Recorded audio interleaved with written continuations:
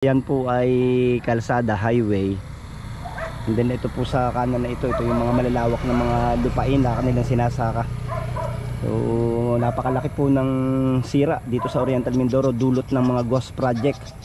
Kaya kung mapupunan ninyo ay talagang hindi na mapapakinabangan yung mga palay na nakatanim diyan.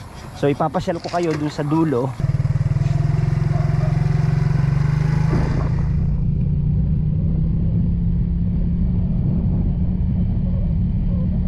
Parang dagat ang pwesto na yan.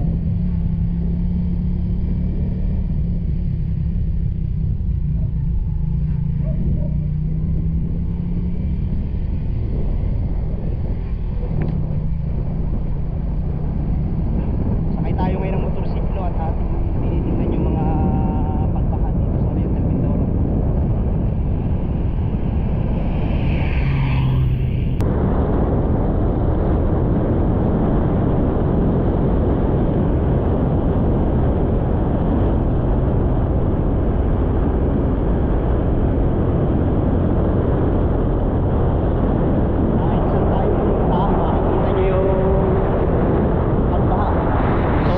Nautical highway ito.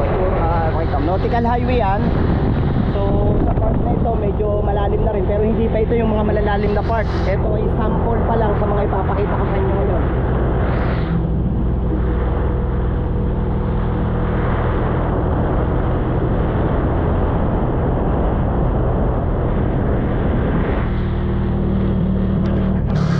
Dito sa ating kaliwa yan yung school. Ayan, makikita nyo yung tubig.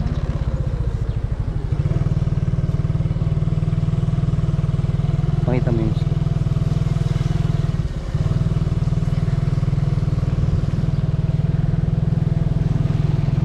ay tangat tong karsada.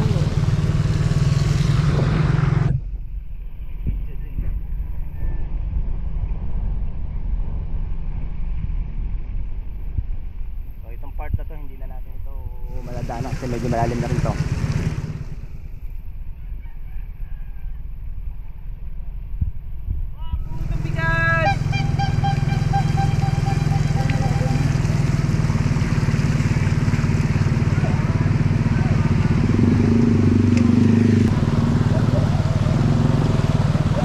Medyo malaki na po ang agos dito, kaya siguro dito muna tayo sa part na to. Pupuntahan natin yung iba pang part dito sa Mindoro na may mga malalalim na pagbaha. So yung mga bahay na yan almost lumubog na yan kasi malalim yung part na yan. Malakas ang agos dyan eh. Pero ito naman passable pa rin itong part na to, pero may mga part na hindi na talaga passable. Kapit.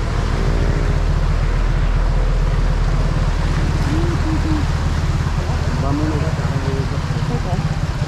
Nagpupunta sa talim yan.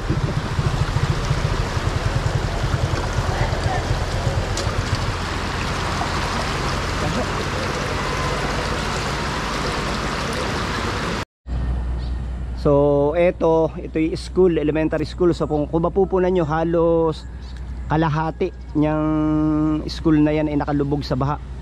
So ito ay isa lamang sa mga eskwelahan dito na binaha.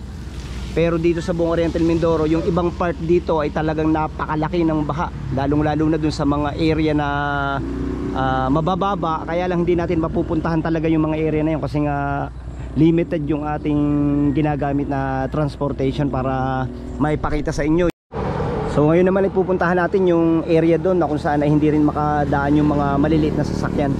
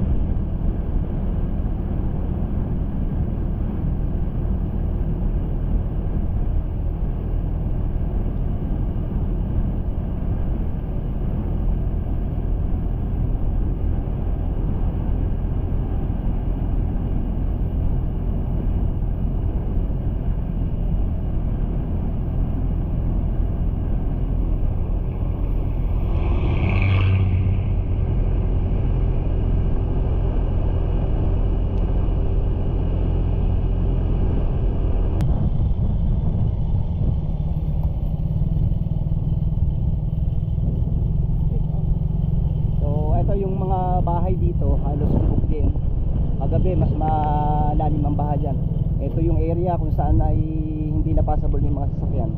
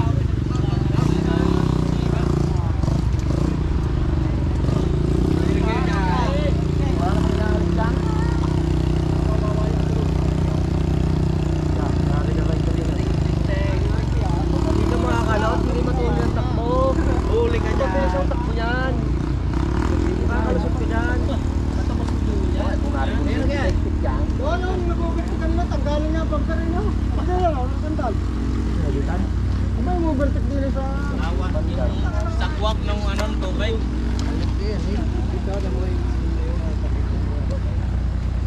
Yung patayan, baka nakataas. Yo, Joel. 150? Pila ha?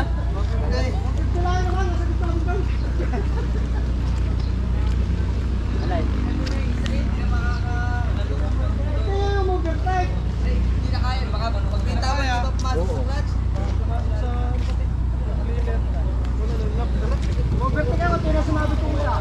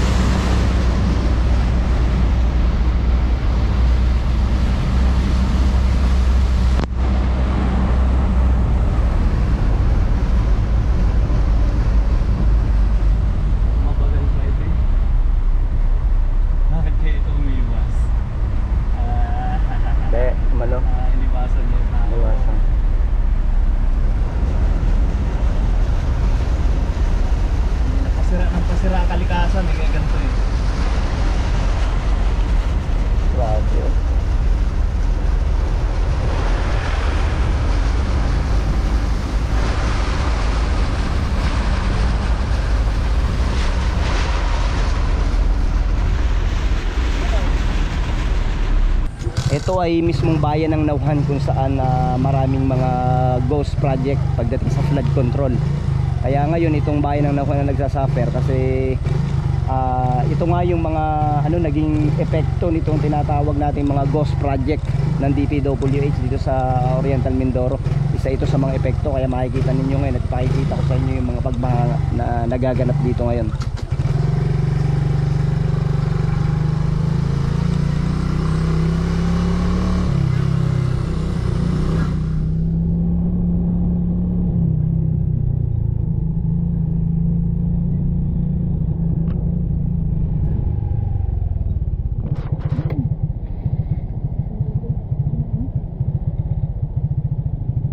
Napakalaki ng tubig sa area na yan, tapos yung agos ng tubig na nagmumula sa mga ilog yan bumabagsak, kaya itong kapatagan na ito ay puro palayan.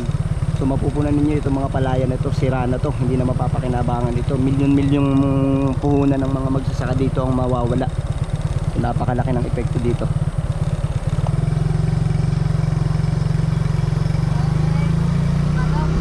Wala.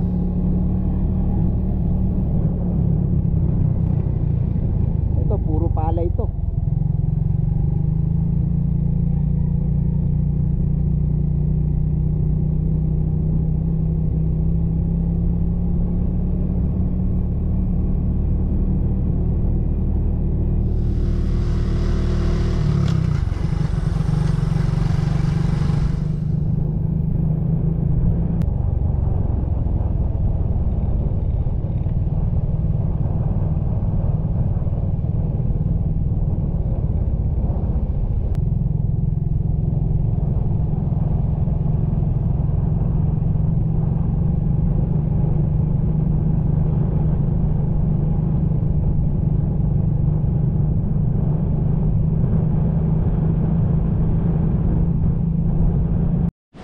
So itong paaralan na ito ay isa rin sa mga binaha dito sa Oriental Mindoro.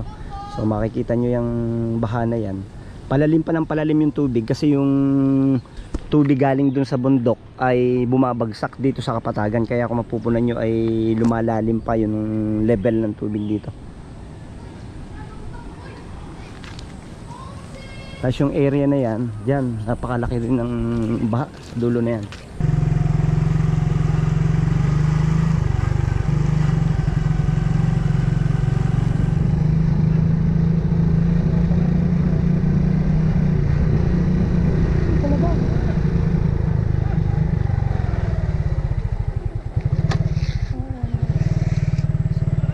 Pamilya na nililikas nila.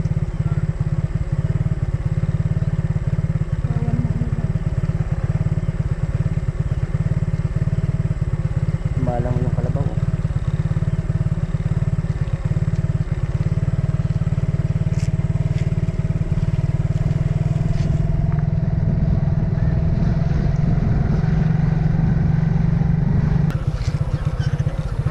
Mga itik na nakikita nyo yan, yung mga pinapastol nila.